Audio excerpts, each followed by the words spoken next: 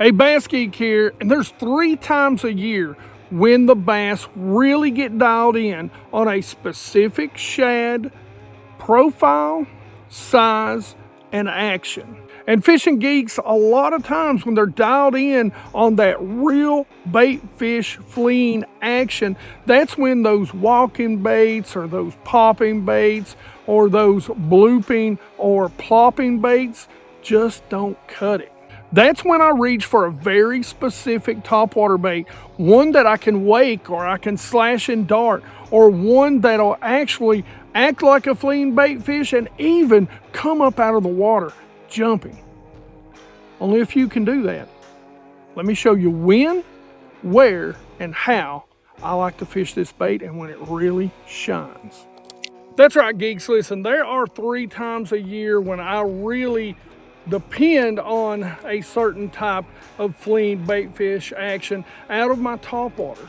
One is the shad spawn. When the shad pull up and they start spawning, they're going to be a little bit bigger. So you're going to want a little bigger profile. You're going to want something that at times is going to move faster than your walking baits, but not in a direct straight line like your plopping baits or your buzz baits, especially in open water when they're out there busting those shad. They get out there busting those shad on topwater. A lot of times they're keyed in, even during the shad spawn, on shad that are of a certain size. And that's really where this little bait right here comes in. This is the Evader, which is perfectly named, from Strike King. Whether you're fishing the shad spawn for those bass that are feeding on those bigger spawning shad, or whether you're in late July, early August, fishing for those bass that are feeding on those yearling or freshly hatched shad fry, this little bait right here can mimic those. One of the things that I love about this bait is the erratic speed to it. You don't want to really fish this slow. This is a bait when they're targeting a specific size, a specific profile, and like I said, that movement, that speed. You want that speed to be able to get them to react because they're chasing those shad. And sometimes that's almost hard or impossible to do with any other style topwater. Because the great thing about these are they sink and they come in 3 sizes. And the colors, that's a big key when people talk about matching profile. That is a big key. Sometimes you can fish a more translucent bait and make it look smaller. So let me show you the 3 sizes first. The first half of the year, this is a size that I'm going to use a lot. This is the 90 size. It's the biggest size that Strike King makes. Then you've got that middle size. This is kind of the go-to all-around size right here. This is the 80. And last but not least, this is my favorite size to throw during the mid to late summer, even into the fall when they're feeding on those smaller bait fish, especially in this clear prism color. This is the 70. So this bait has some unique features to it. Number one, it sinks, but when you stop it and you give it a little bit of line, it'll sink backwards. It'll slide tail first into the water because of this little metal bill. This little metal bill will also keep this bait up, and if you reel it at a good steady speed, it will actually wake and cause a nice wobble across the surface of the water. Now, I'll talk a little bit more about how I like to fish it, but that's one of the ways later. Now, you'll notice these have got some smaller hooks, and the tendency is going to be some of you geeks out there are going to want to change them. Be very, very careful. Because this is a sinking bait, what's going to happen if you put a bigger or heavier hook on there, you're going to have to reel it even faster to get it up on top of the water. Me, I just tend to leave them alone, make sure I've got the right rod and reel to compensate for that. This is a color that I love around smallmouth. This little color right here is called strobe shad. Some of my other go-to colors right here when you're trying to mimic a shad, it's hard to go wrong with a bone. This is pro bone.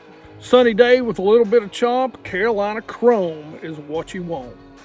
So if you want to mimic an even smaller shad, even smaller than the size of the bait, prism is what you want to use. And geeks, you know, in the clear lakes that I fish, a lot of times when I'm fishing for those largemouth, this is really my go-to color. You know, it's got that green, darker green on the back and that clear body. This is AU. So when it comes to setup, there's a few things that's going to be important for you that you're going to want to look out for and make sure you get in your combo. Now, I don't want to throw this on 2 to 3 different combos based on the size. So I want a single setup that's going to throw all 3, and that's what this setup does. Now, the very first thing that's going to be important is rod action. And the reason why is you've got small hooks. You don't want a rod that's going to be too fast that's going to rip those small hooks out of that bass's mouth. Second is you want a tip that's going to be able to throw from the 90 to the 70 and make good long casts so you can cover water. And that's where this rod comes in. This is a KVD Elite. It's a 7-foot medium moderate fast action. That mod fast tip really does help you be able to make a cast from the 70 to the 90. You can throw any of them out there and you can set the hook and not have a problem ripping those baits out. It's going to keep them buttoned up. When it comes to reel speed, I'm looking at anything 7.5 and above. You want a fast reel speed to keep that bait up. Because you're throwing 3 different sizes, backlash can be a problem, and that's when this reel comes into play. This is the KVD Elite reel, and it's got the pair mag braking system, so it makes it really hard to backlash. Now don't get me wrong, trust me geeks, I can backlash anything. I think I've proved that over, unfortunately, my lifetime of fishing. But this is a very good system to be able to throw all 3 baits on. Now, you can go 2 different ways.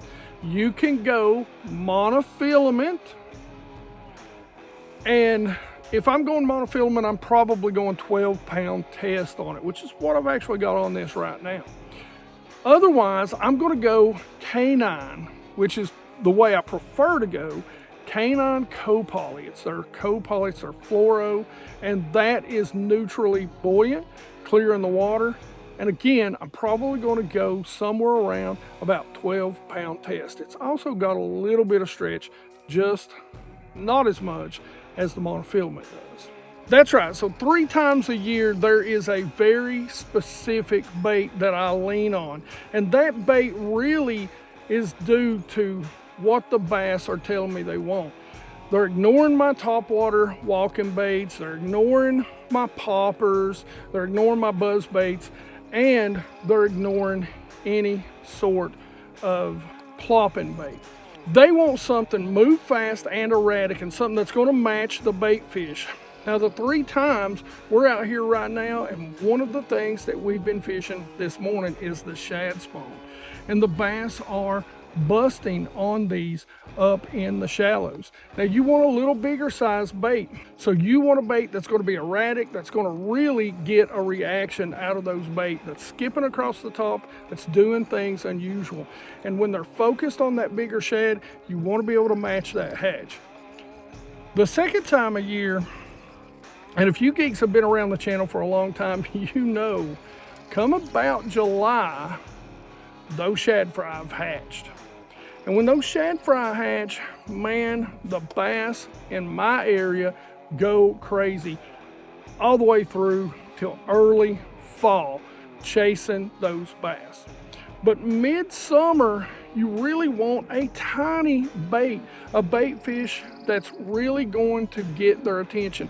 And that's sort of the key. There's so many bait fish around that time of year that the bass just aren't going to touch anything that's not going to get a reaction bite or doesn't match the size of those small shad.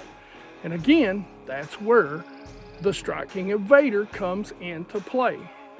Last but not least, during the fall. When we're in the fall, you're really going to want that mid-size. Those yearling shad will begin to grow. Those spawning shad are as big as they're going to be. So that mid-size can really get you more bites, especially when they're keyed in on those bait fish and they're busting everywhere. Trust me, I've been out on the water and thrown every single walking bait, popping bait, plopping bait, every topwater you can imagine, but you pull this out and they cannot resist it. Largemouth, smallmouth, or spots. So let's talk about cast and retrieve. There's really two retrieves that I use. And generally, the second one is the one that I get more bites with. The first retrieve, I'm going to throw it out there, and geeks, this is where that high-speed reel comes into play. You really have to have a high-speed reel, 7.5, 8.1, 8.5, to keep this bait up. And that is just throwing it out there, stopping it right before it hits the water, and just allowing it to wake back to you. It's just going to wobble on the top of the water and have this nice little wake. That is incredible around smallmouth and spotted bass. You can catch some largemouth doing that, but it seems to really dominate almost any time of year when you're catching smallmouth and spots. Now, the second retrieve, it pretty much dominates any time that they're up busting. Anytime they're up shallow, anytime they're going to hit a topwater, this is the retrieve that I'm going to make. I'm going to throw it out there. I may let it hit the water and sink just a little bit, and I'm going to start reeling. Sometimes I'm going to stop it, twitch it. Sometimes I'm going to twitch it while it goes. I'm doing everything I can to move fast and move erratic. I want it going under the water twitching. I want it waking. I want it jumping. It is something that I'm just going to go crazy with. And I mean, that is the deal.